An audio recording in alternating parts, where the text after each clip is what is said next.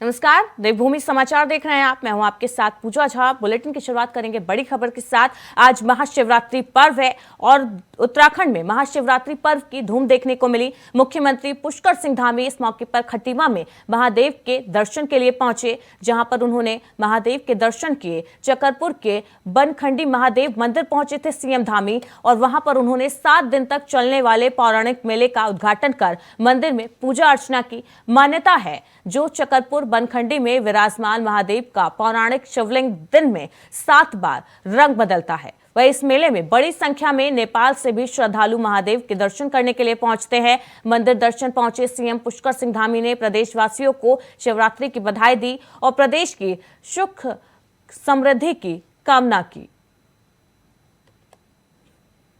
शिवरात्रि का पर्व भगवान शिव की आराधना का पर्व है और बनखंडी महादेव ये हमारा बहुत ही आस्था श्रद्धा और सिद्ध स्थान है।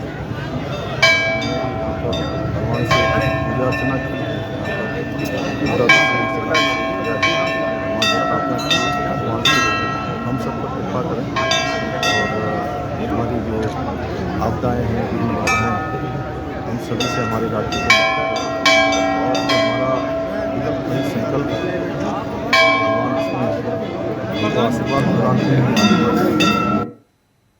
उत्तराखंड में धूमधाम से महाशिवरात्रि का पर्व मनाया गया। डोईवाला में भी सुबह से ही शिव मंदिरों में जलाभिषेक करने वालों की भारी भीड़ देखने को मिली। वहीं डोईवाला के प्राचीन लक्षेश्वर शिव मंदिर में सूबे के कैबिनेट मंत्री प्रेमचंद अग्रवाल ने शिव मंदिर जलाभिषेक कर भगवान भोलेनाथ से प्रदेश और क्षेत्र की खुशहाली की कामना की। उन्होंने लच्छीवाला में लगे मेले का भी निरीक्षण किया।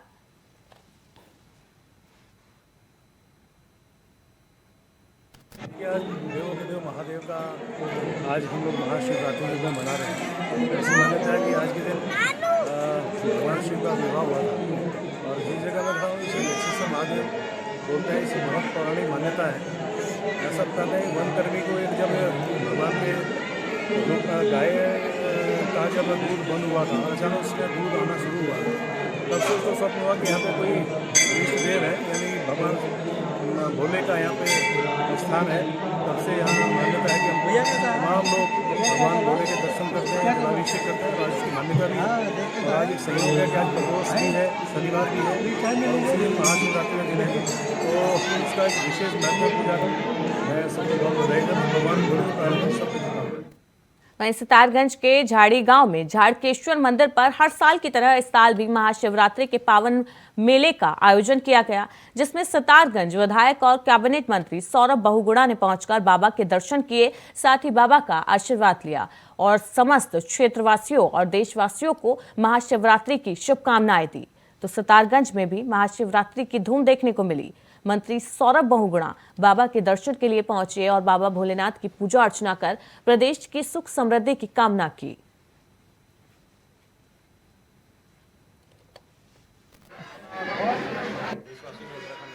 महाशिवरात्रि की बहुत बहुत शुभकामनाएं देता हूँ। आज मैं झाड़ी मंदिर में यहाँ पर जैसे हर वर्ष आता हूँ, जब भी यहाँ पर हमारे भोले जो है पूरे सितारगंज के ऋषिकेश से जल लेकर आते हैं और यहाँ पर चढ़ाते हैं। बहुत आस्था है लोगों की इस मंदिर से और कहीं ना कहीं लगातार मैं इस मंदिर में आया हूँ। इस मंदिर का आशीर्वाद मुझसे भी मिला है।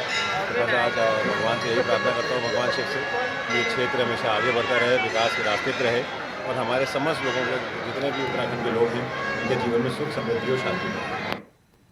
पंच केदारों में विराजमान शिव का 5वां केदार कल्पेश्वर महादेव मंदिर में महाशिवरात्रि पर भक्तों की भारी भीड़ देखने को मिली। भक्तों ने अपने आराध्य का जलाभिषेक कर मन्नत मांगी। पंच केदारों में एकमात्र केदार कल्पेश्वर महादेव मंदिर उर्गम घाटी, जहां शिवरात्रि पर्व धूमधाम से मनाया जाता है। शिवरात्रि महापर्व पर यहां निसंतान दंपत्ति संतान प्राप्ति के लिए रात्रि जागरण करते हैं। तो कल्पेश्वर मंदिर में श्रद्धालुओं की भारी भीड़ देखने को मिली। भगवान भोलेनाथ का रुद्राभिषेक कर लोगों ने मन्नतें मांगी, पूजा अर्चना की।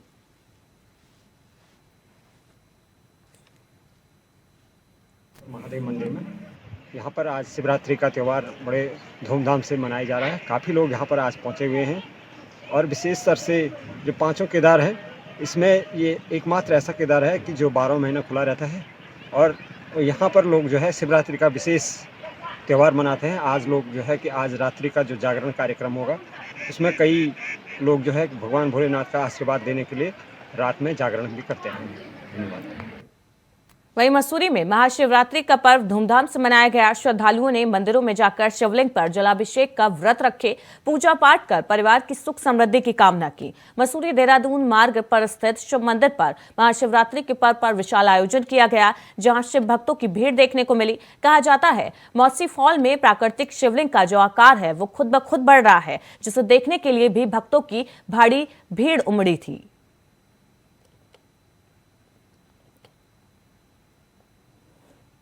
तो मसूरी के शिव मंदिर की ये तस्वीरें हैं, जहां धूमधाम से शिवरात्रि मनाई गई। लोगों ने भोलेनाथ का रुद्राभिषेक किया, जलाभिषेक किया, पूजा अर्चना की, मन्नतें मांगी और यहां पर जो शिवलिंग है उसके लिए मान्यता है, कहा जाता है कि इस शिवलिंग का जो आकार है वो दिन ब दिन खुद ब खुद बढ़ रहा है, जिसको देखने के लिए भी लोगों की यहां पर भारी भीड़ उमड़ी थी।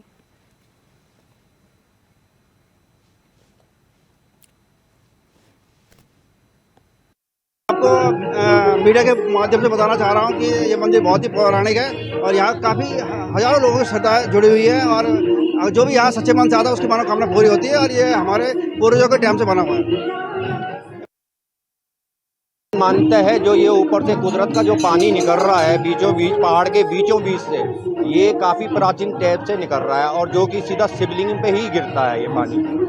ये अंग्रेज़ों के टाइम से भी पहले से ये जो लैंड है ये तो अंग्रेज़ों ने बाद में ली है यहाँ से, लेकिन ये पानी है जो उससे भी पहले का है। ये यहाँ पर हमारे दादाजी परदादाजी जो बोलते हैं कि ये पानी काफ़ी समय से शिवलिंग के ही ऊपर आके गिरता है। ऐसा देखा जाता है कि शिवलिंग ने अपना स्वरूप अपने आप बदला और यहाँ पर जो भक्तों देखिए ये तो साक्षात है, इससे तो प्रत्यक्ष को प्रमाण की आवश्यकता नहीं होती। ये आपके सामने है और ये कई वर्षों से मतलब सैकड़ों साल से अनवरत ऐसे ही है। हमारे बाप दादा भी बताते कि यहाँ पे ऐसा था, ये निर्माण कार्य ये बाद में हुआ, लेकिन ये जो हिस्सा आप देख रहे हैं ये बिल्कुल नेचुरल है और करीबन 40 साल से मैं भी इसे ऐसे देख रहा हूँ और उससे पहले हमारे जो फादर और वो सब बताते हैं कि ये ऐसे ही बना है और पौराणिक इसकी फ़ोटो भी आप देखेंगे तो ये बिल्कुल आपको ऐसे ही नजर आएगा। देखिए मित्र, ऐसा है कि अगर आपके अंदर भाव है तो भगवान जो है भाव के भूखे होते हैं और आप सच्ची मनोकामना से यहाँ पे आ रहे हैं तो कहीं ना कहीं ऊपर वाला भी आपकी बात सुनने को मजबूर होगा।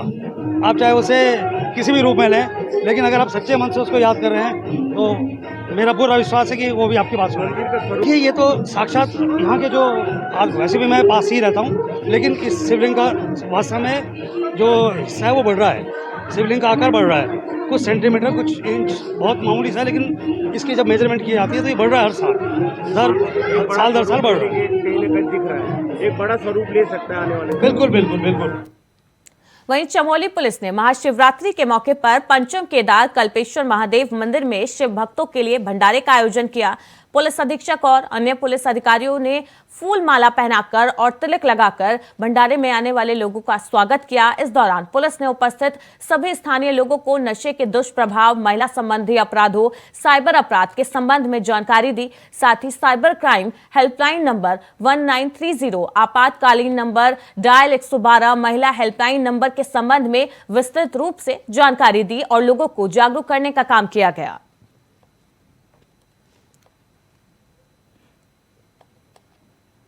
तो चमोली में जहां एक तरफ पुलिस ने महाशिवरात्रि के पर्व पर भंडारे का आयोजन किया, तो वहीं साइबर अपराधों के लिए, महिला संबंधी अपराधों के लिए लोगों को जागरूक करने का काम भी किया गया।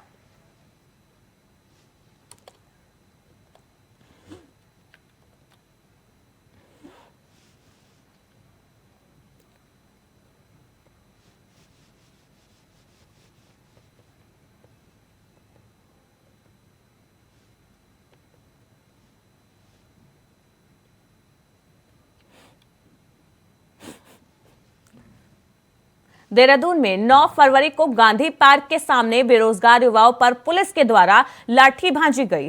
देहरादून में 9 फरवरी को युवा प्रदर्शन कर रहे थे गांधी पार्क के पास, जहां पर बेरोजगार युवकों पर पुलिस द्वारा लाठीचार्ज किया गया था, जिसके बाद छात्र आक्रोशित नजर आए थे। वहीं इसको लेकर अब कांग्रेस ने पलटवार किया है और कहा है कि ये बीजेपी के दोहरे चरित्र को दर्शाता है। कांग्रेस पार्टी ने लाठीचार्ज के इस मामले पर पूर्व मुख्यमंत्री त्रिवेंद्र सिंह रावत के माफी पर सवाल खड़ा किया है। कांग्रेस की प्रदेश प्रवक्ता गरिमा दसौनी ने कहा कि पूर्व मुख्यमंत्री का लाठीचार्ज के मामले में माफी मांगने वाले इस बयान पर उनका दोहरा चरित्र दिखता है। ये उनके दोहरे चरित्र को दर्शाता है। एक तरफ वो बेरोजगार युवाओं पर लाठीचार्ज हो रहा है, युवा आंदोलन कर रहे हैं, और दूसरी तरफ जो पूर्व मुख्यमंत्री हैं त्रिवेंद्र सिंह रावत, वो माफी मांगते हैं। न कि युवाओं के लिए कुछ करने का काम किया जाता है, बल्कि उल्टा माफी मांग लिया जाता है, जिससे उनके दोहरा चरित्र दिखता है।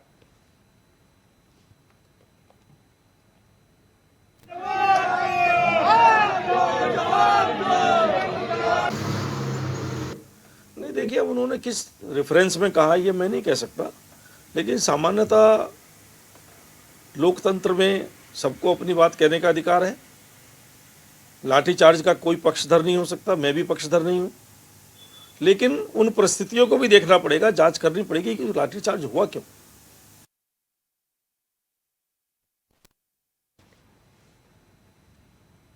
वहीं मसूरी में आम आदमी पार्टी के प्रदेश संयोजक ज्योति सिंह बिस ने कहा, आने वाले 2023 और 24 के चुनाव को लेकर आम आदमी पार्टी ने तैयारी शुरू कर दी है। इसको लेकर 2023 में होने वाले नगर निगम और निकाय के चुनाव में सभी सीटों पर आम आदमी पार्टी अपने प्रत्याशी मैदान में उतारेगी। 2024 में उत्तराखंड की 5 लोकसभा सीटों पर आम आदमी पार्टी अपने प्रत्याशी खड़े करेगी, जिसको लेकर अभी से तैयारियां शुरू कर दी हैं। तो 2024 के चुनाव को लेकर आम आदमी पार्टी उत्तराखंड में अभी से धरातल पर उतरना शुरू कर दिया है। चुनाव की तैयारियां शुरू कर दी गई हैं। साथ ही ऐलान किया गया आम आदमी पार्टी की तरफ से कि 2024 में लोकसभा चुनाव में 5 लोकसभा सीटों पर अपने प्रत्याशी उत्तराखंड में आम आदमी पार्टी खड़ा करेगी, और इसके लिए अभी से ही धरातल पर काम करना शुरू कर दिया गया है। चुनाव की तैयारियों पर जोर पार्टी की तरफ से दिया जा रहा है।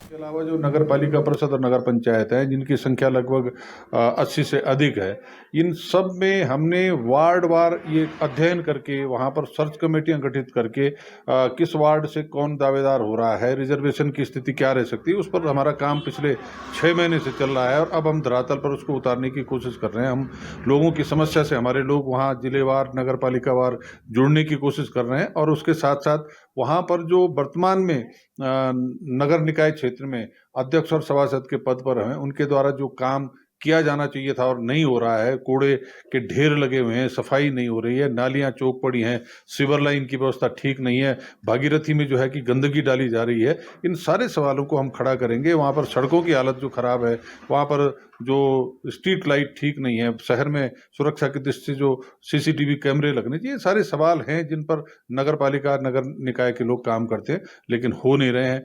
सरकार ने बजट का जो प्रावधान किया है उसकी मॉनिटरिंग नहीं हो रही है। तो इन सारे सवालों को खड़ा करेंगे, जनता के समस्या के साथ जुड़ेंगे और उनकी समस्या से जुड़ करके उनका आशीर्वाद प्राप्त करेंगे। लोकसभा में हमारी कोशिश है कि 5 सीट पर चुनाव लड़ करके भारतीय जनता।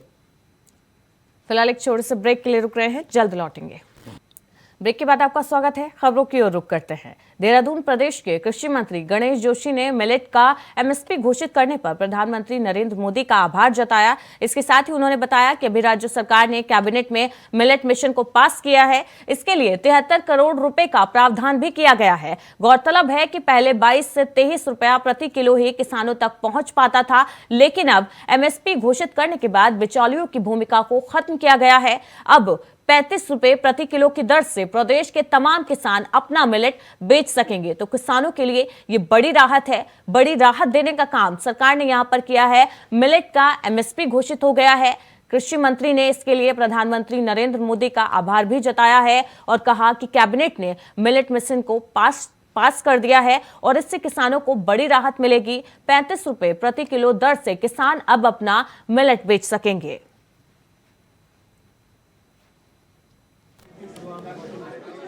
नहीं, देखिए, अभी हमने कैबिनेट से मिलेट्स मिशन को पास किया है।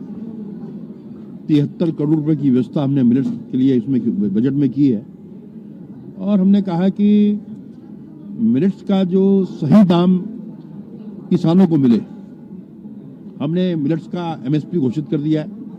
उत्तराखंड पहला राज्य है जिसमें मिलेट का MSP घोषित हुआ है। मैं उसके लिए प्रधानमंत्री जी का, मुख्यमंत्री जी का आभार व्यक्त करता हूँ। और जो प्राइवेट प्लेयर बीज में से गैप खा जाते थे, 22-23 रुपया किसान से लेते थे और आगे 35 रुपये बेचते थे, हम उस गैप को खत्म कर रहे हैं। हमारे प्रदेश के अंदर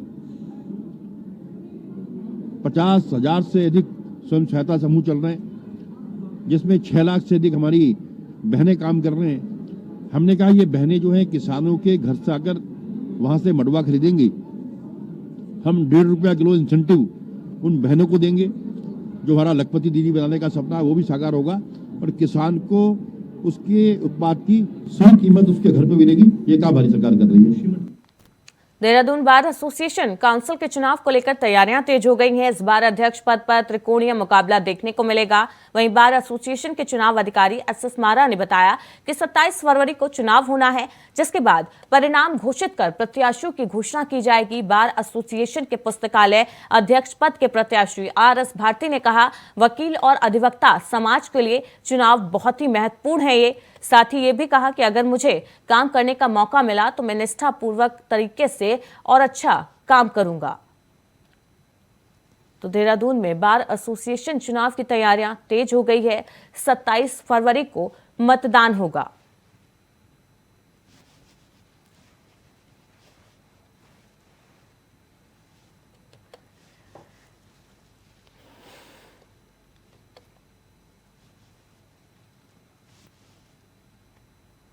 कल हमारा जो है नाम वापसी का दिन था और नाम वापसी के बाद टोटल 11 पोस्टों के लिए 39 प्रत्याशी मैदान में हैं और 27 तारीख को पोलिंग होगी सुबह और उसके नेक्स्ट डे मतगणना की जाएगी।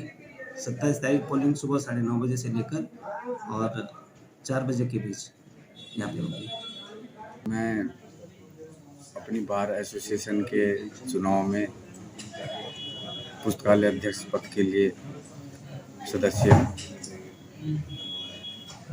मेरा ये चुनाव जो है बड़ा ही महत्वपूर्ण है हमारे वकील समाज के लिए, वकील समाज, अधिवक्ता समाज के लिए, क्योंकि हमारी लाइब्रेरी जो है उत्तराखंड में सबसे बड़ी लाइब्रेरी है। लाइब्रेरी में हमारी हाईटेक है, उसमें हर चीज़ की सुविधा है। आप ऑनलाइन भी कोई रूलिंग या कोई चीज़ निकालना चाहते हैं, साइटेशन या कोई भी बुक्स या एक्ट्स देखना चाहते हैं तो यहाँ आराम से उपलब्ध हो सकती है।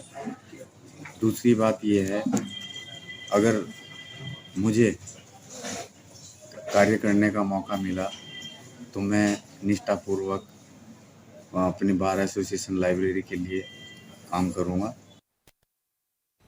वहीं आज महाशिवरात्रि के पर्व पर बाबा केदारनाथ के कपाट खुलने की तारीख ऐलान कर दिया गया है।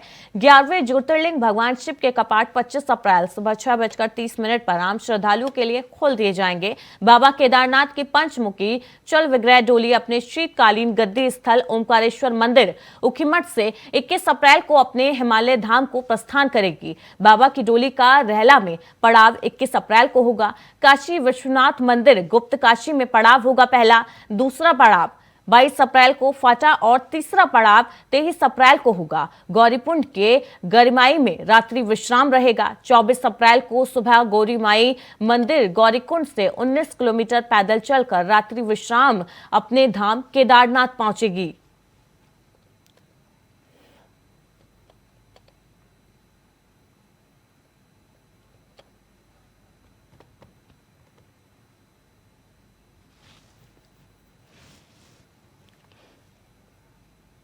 वहीं लक्सर विधायक मोहम्मद शहजाद ने हुसैनपुर गांव में नवनिर्मित SS पब्लिक स्कूल का उद्घाटन किया। इस मौके पर विधायक ने कहा, किसी भी राष्ट्र और समाज की तरक्की के लिए शिक्षा बेहद जरूरी होती है। शिक्षा के बिना कोई भी राष्ट्र और समाज तरक्की नहीं कर सकता। लक्सर क्षेत्र में शिक्षा एक और मंदिर खुल गया है शिक्षा का, और इससे क्षेत्र के बच्चों को किताबी ज्ञान के साथ देश दुनिया की जानकारी और खेलकूद प्रतियोगिताओं का भी लाभ मिलेगा। साथ ही विद्यालय की प्रबंध समिति को इसके लिए उन्होंने शुभकामनाएं दी। इस मौके पर विद्यालय के प्रबंधक मास्टर कुशपाल सैनी ने कहा, क्षेत्र के लोगों से उन्हें बड़ी उम्मीद है कि वो विद्यालय को आगे बढ़ाने में अपना सहयोग करेंगे।